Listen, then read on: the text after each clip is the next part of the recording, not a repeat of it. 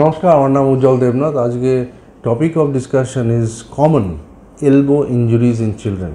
2 বছরের বাচ্চার নিচে হঠাৎ করে তার মা বা কোনো রিলেটিভ ওকে 2 হাত ধরে পুল করলো কোলে তোলার জন্য, হঠাৎ করে এলবোতে পেন, সিভিয়ার পেন, পেশেন্ট চিৎকার করে উঠলো।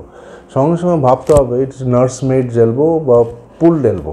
এখানে একটা লিগামেন্ট আছে এই হাড়ের চারিদিকে, ওটা খুব সফট আর লুজ হয়, ওটা বেরিয়ে গেলে এটাকে আমরা পুলড এলবো বলি। এটা সঙ্গে সঙ্গে বসিয়ে দিলে ব্যথাটা কমে যায়। আরেকটা কমন ইঞ্জুরি হচ্ছে সুপ্রাকন্ডালার ইঞ্জুরি। এই যে হিউমারাসটা এখানে অনেক সময় হাতের উপর বল করে পড়ে উপর থেকে সুইং করতে গিয়ে 7 বছর 8 বছরের বাচ্চারা, তখন এই সুপ্রাকন্ডালার ইঞ্জুরিটা কমনলি দেখি আমাদের প্র্যাকটিসে। ফ্র্যাকচার হতে পারে, সফট টিস্যু ইঞ্জুরি হতে পারে। ফ্র্যাকচার হলে আর বেশি ইম্প্যাক্ট হলে ওটা ভেঙে আলাদা হয়ে যেতে পারে, তখন এগুলো খুব সিরিয়াস ইঞ্জুরি।